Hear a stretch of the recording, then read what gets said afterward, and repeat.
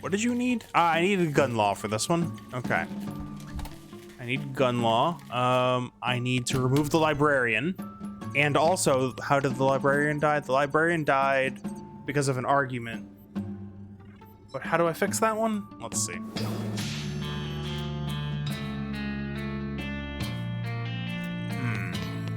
I'm sure it'll come up if I just keep exploring things. Hey. Yeah. How many people did you have to set on fire to recover that button? Jeez, you sure know how to hold a grudge. Oh yeah, that's right. We have the 3rd floor now. Forgot about that part. All right, so let's go to Mrs. Gunn. This door is locked and no earthly force can open it. Well, maybe a whole team of forces, but good luck getting them up the elevator. Knock, knock. Yes, who is it? Mrs. Gunn, I'm Bird McMurdy. Are you here with the ghost extermination people? Yes, ma'am. Florence Cunningham, Cunningham Ghost Annihilation Services. Bird is my assistant. I'm your what? Who's the county licensed ghost hunter here? Me or you? Okay, fine. I guess. Yeah.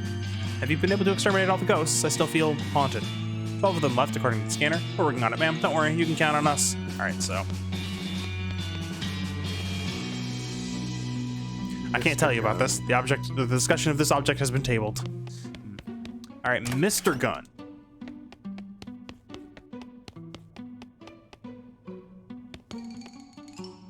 Guy doesn't notice you approaching until you're right next to him. He yelps in surprise and drops his glass on the floor, then squints unsteadily at you. Then he takes a maraschino cherry from a bowl in the bar cart and throws it at your head. Hey, stop that. Sorry, just making sure you're not one of them ghosts. Drops another cherry into a fresh glass and pours a lot of whiskey on top of it. Are you one of the museum employees? Yep, that's me. What are you doing in here? Hiding. Buddy, I don't know if maybe you didn't notice, but this house has got ghosts in it. You don't say. Whole bunches of them, all over. So I don't know about you, but I'm staying right here where it's nice and drunk. I mean safe.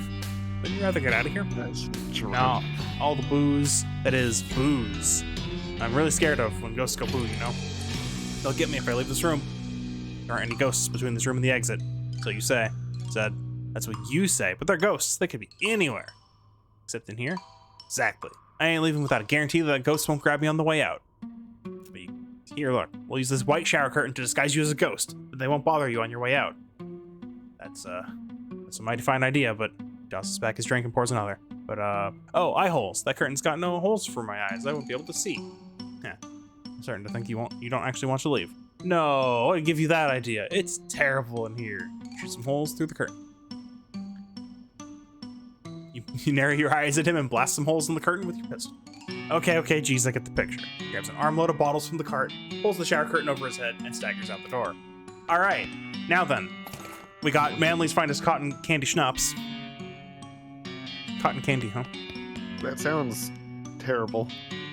Weird. If you were going to commission a painting of swords, you'd think at least ask for nice swords. All right, bowling is good. You brought it. This bowling stuff is extremely broken. It's not supposed to be flying around even a little bit. All right.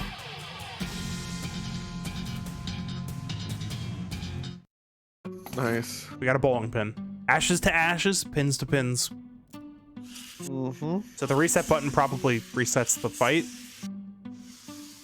Oh, good. Hey. The XR85 was complete trash. Here's the XR86. Yeah.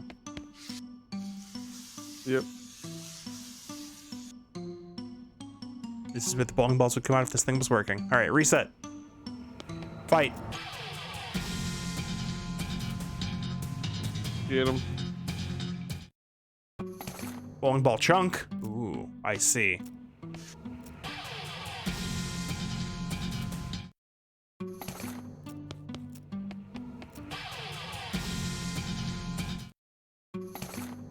Do we need perhaps 4 chunks? Bowling shirt name tag. Oh no. Bowling ball hat. Oh no. Plus 7 armor. Holy. That's insane. Oh yeah, it says Dan, but that's okay because you're wearing it ironically. It says plus 5 moxie. Deals damage equal to your muscle. And plus 7 armor. So it's basically a shield. Yeah. Wow. No, it's a bowling pin.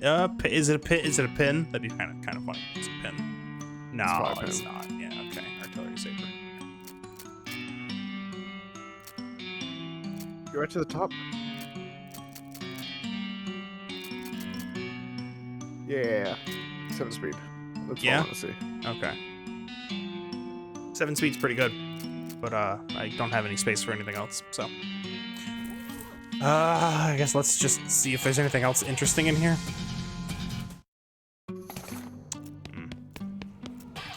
Because these kind of just go down really quick. Ah, bowling championship ring. Oh! That's so good.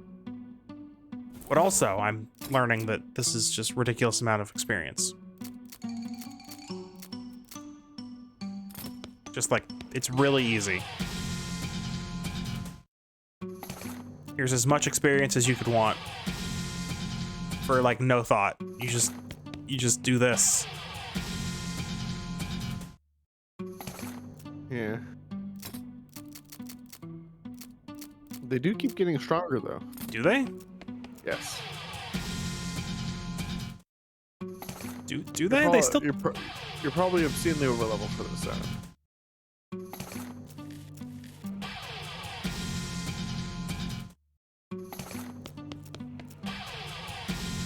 If only I was a melee class. I have so much good stuff for melee. Like the last mysticality was 73, now it's 77. Oh, I see. So they are getting stronger, but they just don't have that much health.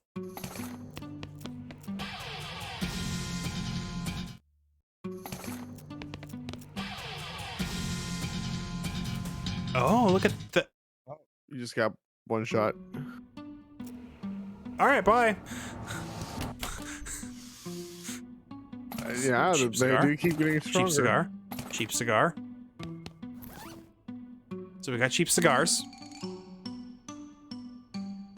This is a cigar for people who want, for some reason, to appear to have spent a lot of money on a disgusting habit without actually spending a lot of money on it.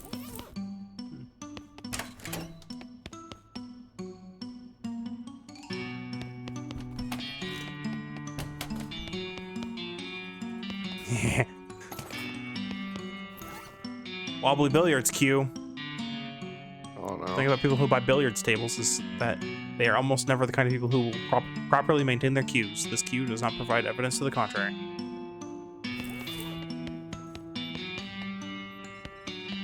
Alright, well, guess what? There's a spittoon here. Right? Shiny, beautiful spittoon. Gimme, gimme, gimme. Oh boy, oh yeah, come to Papa. What are you doing? Huh? Oh, nothing. What are you doing? Looking at someone who's kneeling next to a spittoon with the apparent intention of sticking his whole entire face in it. Dive in. I just got an achievement for that. You jam your hand into the spittoon up to the shoulder and find nothing. Brass bucket is shiny and clean, outside and in, clean as the day it was born. The museum staff must have washed it. It looks brand new. Are you crying?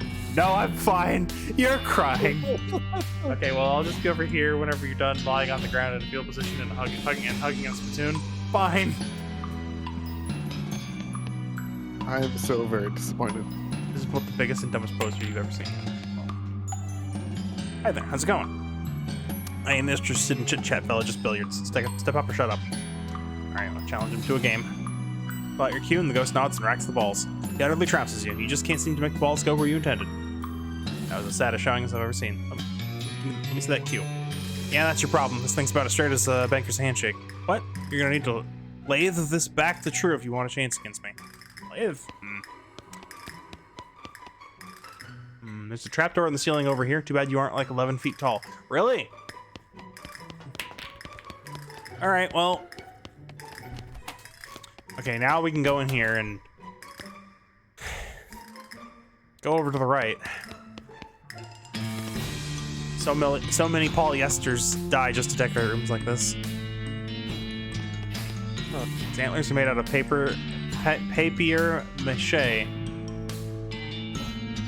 Is that how you spell paper for this? No, I'm pretty sure. Apparently by somebody who has never seen antlers before. A whole rack of bowling trophies. If they were billiards trophies, there'd be an easier pun to make. covered with knife marks. There's a goblin head mounted like a trophy on the wall. This would be positively barbaric, if not for the fact that the goblin seems pretty okay with it. Ooh, ha ha ha. Pretty good I am to getting you, huh, human? Wow, yes. Very much to getting me. Nice. What did happening to you? Did Mr. Gunn hunting you and cutting head off? No, Mr. Gunn, a good human man, is being very friends. Inside one of his bowling ball bags, my spores are growing, only headroom. Mr. Gunn to finding me and hanging me up here for chatting with. Great guy. Wow, weird. You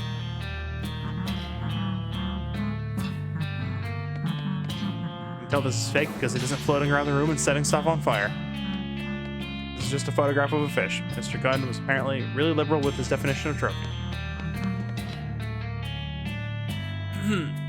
His ghost is dressed up as a traditional safari hunter with the pith helmet and big white mustache and those weird khaki trousers that make it look like your butt has wings. He's inspecting Mr. Gunn's trophy collection, but doesn't seem particularly impressed. Hi, I'm Bert McMurdy. Oh, charmed, I'm sure. Lord Houston Camden at your service. What happened to you, if you don't mind my asking? Not at all, though it is a very exciting story, eh, what? I was hunting lions on the plains of Sparengeti, and one of the blighters got the better of me. Wow, you were eaten by a lion? That sounds pretty exciting to me. Yes, well, not eaten as such. Sneaky bugger crept into the camp and pushed a stack of ammunition crates over on me. Oh. You making help? Help me do what? Well, help you with whatever's keeping you as a ghost, though now that I say it, I guess there isn't much I can do to help you get revenge on that lion. Oh, no, it isn't revenge that's keeping me here. Good for that lion, I say. Turnabout is fair play and all that, eh, what? Though I do wish he'd done it in a manner that made for a better story. So are you a ghost, then? It's because of my one true regret. I never faced the most dangerous game. I'm definitely not going to help you hunt people. What? No. The most dangerous board game. Nobody was ever willing to play it against me. Golly shame, man. What's the game? He leads you over to the small table, on which is laid out a board of alternating red and black squares, with little wooden discs painted red and black as well. Checkers? Checkers jump and scatter as the ghost stabs two large hunting knives at the center of the board. Knife checkers. What are the rules? Do you know how to play checkers? Yes. Do you know how to stab someone in the hand with a knife? Yes. That's all you need to know, really. Okay, I'll play. You yank one of the knives out of the board, and Lord Houston instructs you to hold it left-handed. The rules are, you may only attack your opponent's hands, and only when they are over the board. Displaced checkers are played from where they land, but attacking the board directly is a foul, which awards the opponent a stab-free turn. It appears to be primarily a game of concentration, quick movements, and feinting. Let's play aggressively. You start out the game by attacking quickly and fiercely to establish dominance and keep your opponent from developing his pieces. This strategy is somewhat effective, but Lord Houston doesn't scare easily, and he manages to feint a few pieces past your guard. You enter the mid-game more or less evenly matched. Let's play intelligently. In the mid-game, you focus more on the checkers than on your knife work, maneuvering into position for some big gains in the long term. You suffer a few minor nicks and cuts, but are well positioned for the end game. And now we play crafty. Lord Houston spots a hole in your defenses. He feints left, then quickly slides in one of his pieces into the gap, and into your trap. This moves his hand into just the position you need to attack it with a harsh downward stab. He easily yanks his hand out of the way, and your knife hits one of your pieces on its edge, flipping it across the board to land neatly in his back rank. I say, it's a foul to attack the board. Sure, but I wasn't, was I? I attacked your hand and you dodged, that's all. You sneaky blighter. Play continues, but with a king behind Lord Houston's lines, you clean up fairly quickly. All right, lad, I concede. Marvelous play, eh, what? Well done. He gives you a smart salute, then fades away into nothingness. Nice. Knife checkers. Knife checkers. All right. This is just the head of a teddy bear. They didn't even remove the tag. One of this moose's eyes is loose. Gimme! Sickening, killing a helpless sofa and stuffing its carcass into as a grisly trophy. Nice. All right. Let's see here.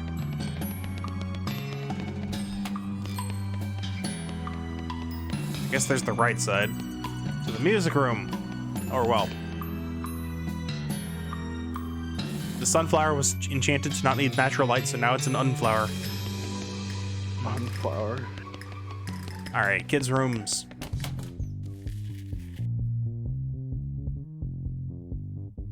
Oh no.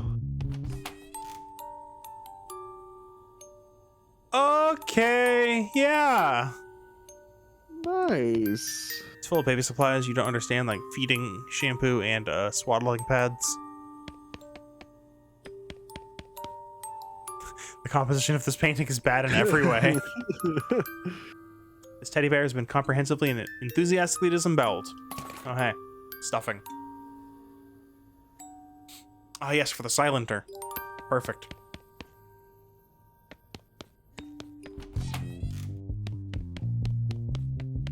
It's a blank chalkboard. Ah! Goodness. Alright, give me the chalk. Toy box. It has a stuffed gun. That's how we're gonna make chili. Oh yeah.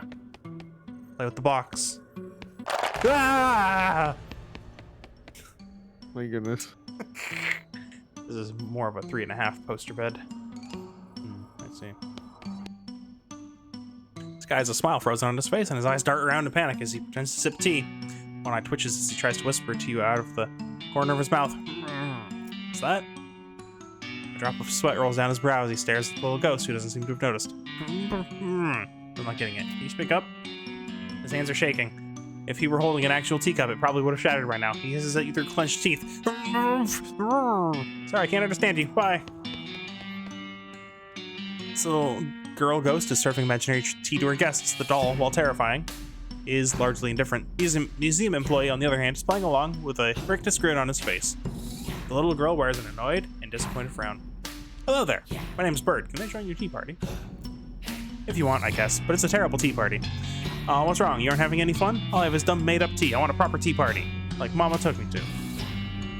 Tell me more about that party. We went to a real tea room. It was so pretty. There were vases with flowers in them, and everyone was all dressed up in suits and pretty dresses, and there were white china teacups for the tea. Real tea, not imaginary. Well, that sounds very nice. It was. It was so nice, and everyone was so polite and charming and elegant. Well, until the fight started, anyway. Uh-oh, there was a fight? Well, two of the gentlemen there got into an argument. I don't know what it was about, but I guess one said something to the other one, said something the other one didn't like, and he was so insulted he threw his tea right in the first man's face. They took out guns and started shooting at each other right there in the tea room. Whoa. Wow. Whoa. They were still really elegant, though. They had little silver and ivory pistols, and they kept their pinkies out the whole time. Anyway, I don't remember the rest very well, except one of them missed the other and shot me by mistake. I'm so sorry. Thanks, but it's alright. Heaven's supposed to be really nice, so I guess I don't mind so much. But I didn't get to finish my tea party, so I want to have another one before I go. Except I don't have any tea, and make-believe tea isn't any fun. Well, actually, I've got some tea right here. Oh, that's wonderful, thank you. She serves the tea, and the four of you, okay, well, not the doll, sip it with your pinkies extended in a genteel fashion, then, with a giggle and a wave, she fades away. Rest in peace, kiddo. Alright, hello, sir. Oh, thank God, I thought it would never be over. Look at me, I'm shaking like a leaf. Kind of a freaky situation, right? Having to deal with little kids freaks me out bad enough, and having to interact with the ghost of one was horrifying. Anyway, thanks for the rescue. I need to get back to work. What do you do here? I run the candy counter in the visitor center. Oh. Alright. It's a doll mine. How adorable. Just look at all the little miners and mine carts and mine shafts and bowl of minestrone. Minestrone. But what's this? Tiny dynamite. We've done it. Oh goodness. But also, Cigarettes, the tiny dynamite. someone has been slacking on the geometry homework. We're gonna do it. It's fine. You decide to just take the book with you and do the assignment later. Geometry textbook.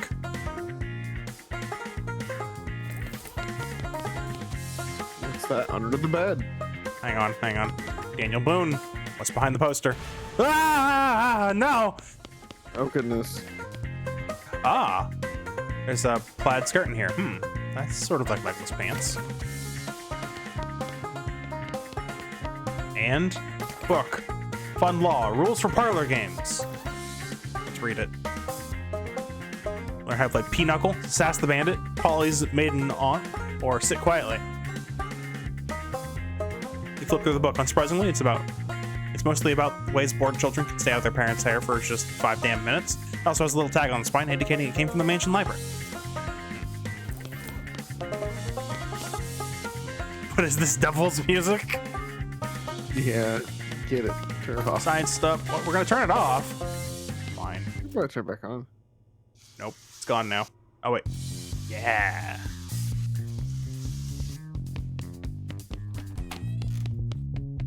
Nice. Okay, so we got some stuff we can do. Actually, the music room.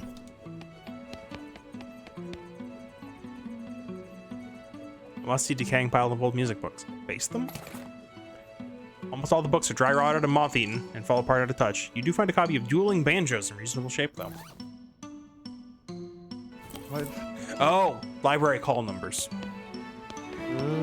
This is a bassoon, and you know what they say. Makes an ass out of an and what?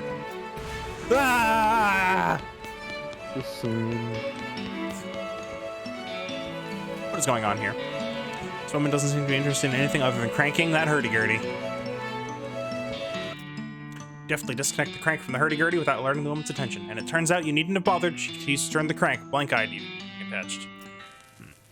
Grab the end of the crank and pull her, very slowly, to the gift shop where you find a Victrola to plug her into. Problem solved? I guess. Parking validation. There's nobody here to validate you, parking or otherwise. Nice. Genuine gunman or souvenir tokens. Make your wishes come true. Just 150 meat. I want to negotiate with that, but we...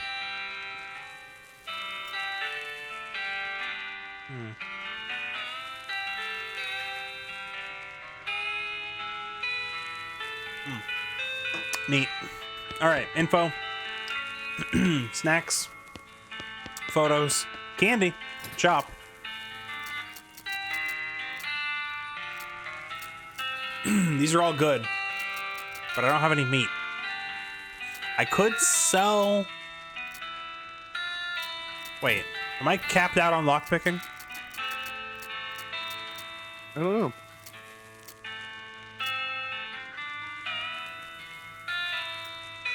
Apparently. Locks and how to pick them. I should be able to sell because I can't get any more for it. Makes sense. The guy from the bar cart is leaning heavily against the display of shot glasses with different names etched onto them. A sign on the display reads "Personalized shot glasses, 800 meat." Oh, jeez. The guy picks up a bottle stashed behind the display and fills a shot glass labeled Johnny. Your name? Johnny? The guy squints at the shot glass. Sure. He knocks back the shot, tosses the glass over his shoulder before picking up and filling another one. Now it's Emmett.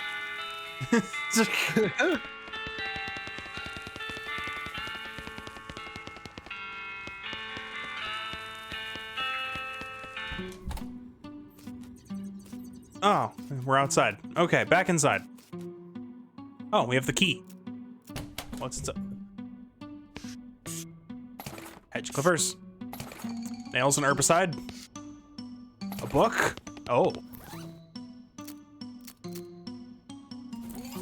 150 XP.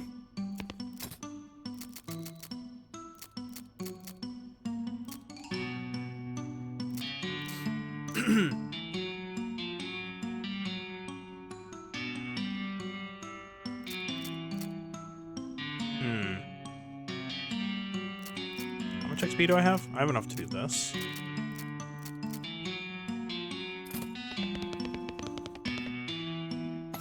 I've got a hammer. There's a guy slouching around in here smoking a cigarette. Hiya.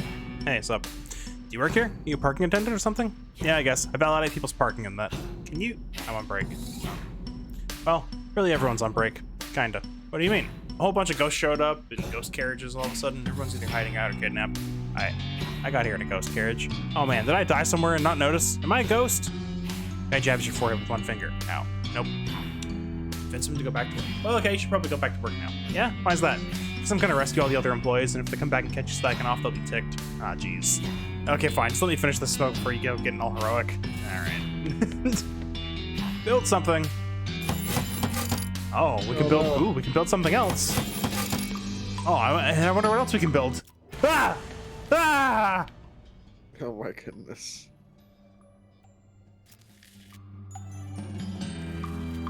Oh, it's a lathe. And you can make that billiards cue less wobbly. Nice, we fixed our cue. Nice.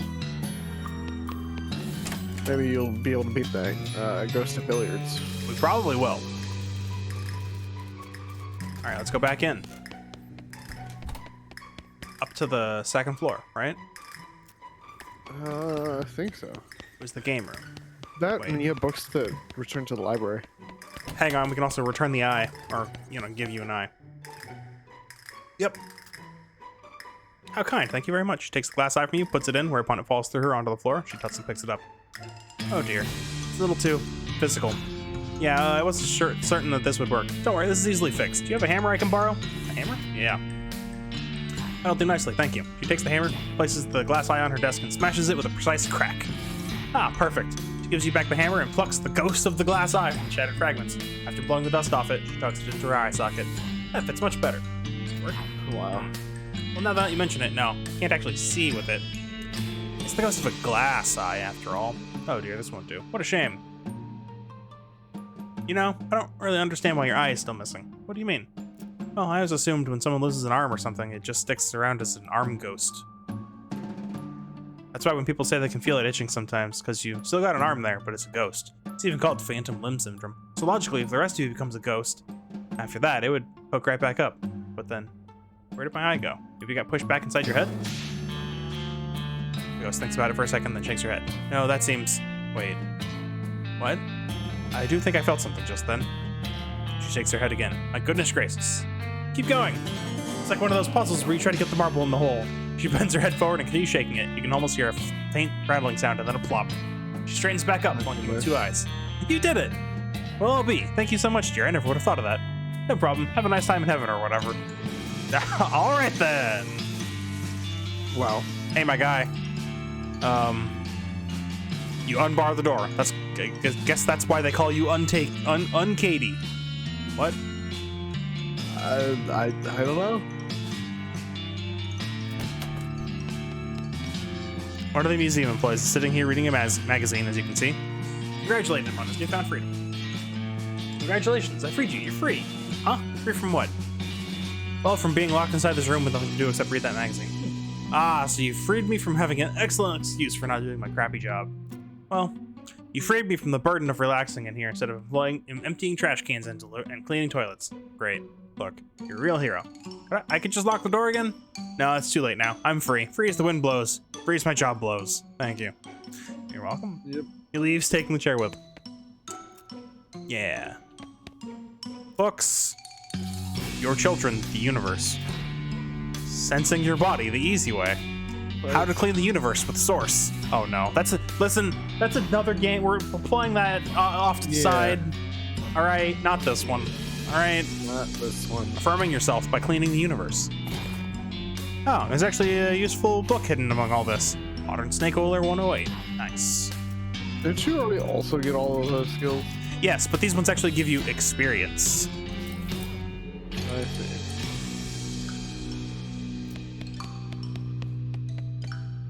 Ah, wallet. All right, so maybe it was the third floor. To the library? Oh no, wait. We can go to the library.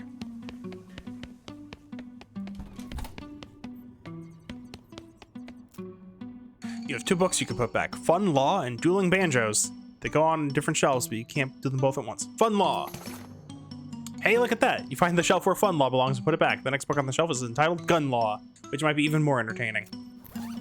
Hey, we're gonna give it a shot. Yeah. All right, Gun Law. Got an item, Dual Law. Dually noted. Nice.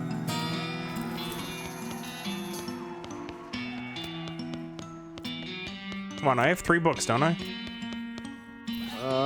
2 I think that were actually part of the library. All right. So, gallery. Something like that. What's your problem anyway? In fact, I think you'll find I'm quite conversant in the finer points of our justice system, particularly as it pertains to gun-related activity. Horseradish, you're all trousers and no briefs. Oh Yeah, well, just try me, smart lady. Fine. Obviously, you aren't going to leave me alone, so just ask me questions. I'm Bird McMurdy, speaking for the record. State your name, occupation, and cause of death. Felicity Wainwright, defense attorney. Lost court-approved trial by combat. What? Trial by combat has been outlawed for like 15 years. You do understand that ghosts don't visually age as time passes, right? Alright. So your client called for trial by combat, which meant you and the prosecutor had to face off in a duel? Wait, what? What? That's correct. And you lost? Are you acting dumb and to try to throw me off guard? I withdraw the question. Why are you stuck as a ghost? Because although trial by combat was already well out of fashion at the time, it was still a valid legal recourse. I should have been prepared for the possibility, but I wasn't. My lack of training resulted in an innocent man being executed for murder. Oof, how was he executed? Hanging, I assume. Obviously, I wasn't around to see it. To release you, I'd need to prove that the loss wasn't your fault. The trial duel was completely fair and above board. There was no chance of there having been foul play on the prosecutor's part. My loss was my own. Then I'd have to prove your client was actually guilty, and therefore your feelings of responsibility are misplaced. She gives you a look. She gives you Sergeant Cole. Well, you think you know a thing or two about the law? How about you tell me the first rule of being a defense attorney? Don't make fun of the judge's beard. You have to trust and believe in your client. If you don't believe your client is innocent, you'll never convince anyone else he is either. So if I want to convince you he was guilty, you'll have an uphill fight, fella. You're essentially playing prosecutor here. All right, tell me about the case. My defendant was Matthew Guilty McCready, accused of the murder of Vic Timsbury at noon on June 18, 1878 in Reno. I have some questions. Go ahead. Your client was actually named guilty? Come on. Names don't mean anything. I once had a client named Ike Ildeguy, and he was totally innocent. For someone's actual legal name, sure, but nicknames are usually given with some sort of basis. You've never really met a really tall guy named called Tiny or a fat guy named Slim. Arguably, the nickname Guilty would reinforce my client's innocence. It's totally absurd, but I'll let it rest for now. Cause of death. Timsbury was shot through the heart with a .45 caliber revolver. And did McCready own such a gun? Yes. He was holding it at the time, and subsequent examination showed that it had been recently fired. Are you messing with me? Any further questions? Yep. Noon precisely. Yes, that was confirmed by witnesses. Also, McCready owned a fancy pocket watch that chimed on the hours. There were witnesses? About half a dozen of them. I'm pretty sure there's something you aren't telling me. What? I'm pretty sure there's something you aren't telling me. I'm not obligated to play my hand face up, Mr. Prosecutor. Okay then, go ahead. Hang on a second. Shot with a pistol in front of witnesses at exactly noon. Is this a duel? So you can add 2 + 2 after all. Well done. Well, as luck would have it, I've just recently read a whole book about duel law. What? Why? No reason. I just happened to cross it in the library and thought it might be interesting. You read an entire code of law you found at random just for the heck of it? Yep. Let me do a quick review. A duel is legal, provided it's between exactly 2 people at a specific prearranged time and place using the exact same or at least essentially similar weapons. And they have to either face each other down and quick draw at the appointed moment, or do the 10 paces turn and quick fire. Is that right? That's the gist of it, yes. So I guess let's start with you telling me the facts of the case, and I'll interrupt you rudely if I have any questions. Alright, but if you push me on trivial nonsense, I'll get mad and you'll have to start over. That seems fair, go ahead. McCready and Timsbury got into an argument in a saloon on the evening of June 17th. Apparently, Timsbury accused McCready of cheating at poker. Go on. The bartender yelled at them to take it outside, but since it was dark out, they agreed to meet for a duel the next day, and that would be the 18th. Okay, go on. Well, the next day they both showed up shortly before noon and squared off about 30 feet from each other. When noon struck, McCready fired, fast enough that Timsbury didn't get a shot off on account of having his head shot off. That's pretty much the long and short of it. I'm gonna have to ask for some more details on that. What weapons were they using? McCready had a .45 caliber single-action Army revolver. Timsbury had an older model .36 caliber cap and ball Navy revolver, which he loaded with paper cartridges instead of packing with gunpowder by hand. Those are significantly different weapons. Are you kidding me? They're both pistols. A modern cartridge revolver versus an antique cap and ball loader? Ridiculous. That antique was in production until 1873 and was considered one of the most reliable and popular 6-shooters of the territories. Furthermore, the restriction against delivering weapons in a duel is about pistols versus rifles, or the proverbial knife in a gunfight. Or, as a more recent example, a nitwit trying to argue the law against a professional attorney. Alright, well, back in.